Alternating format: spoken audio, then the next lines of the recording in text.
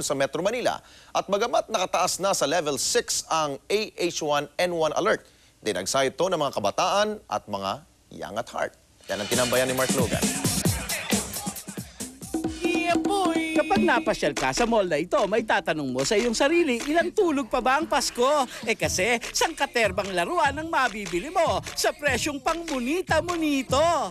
Mabibili mo dito ang iba't ibang action figures at life-size statues ng inyong paboritong cartoon at movie characters. Pumarada rin ang mga naka-costume na robots at aanga-angang transformer. Ay sus, Ginoo, naligaw na.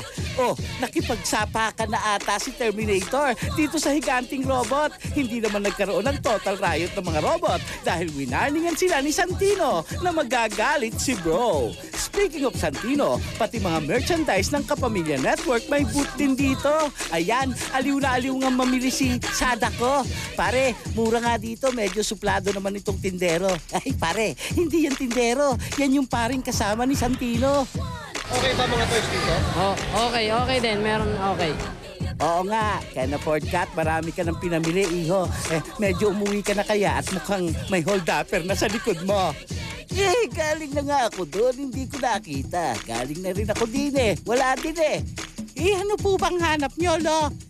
Manunood sana ako ng concert ng Pussycat Dolls Mark Logan, Patrol ng Pilipino.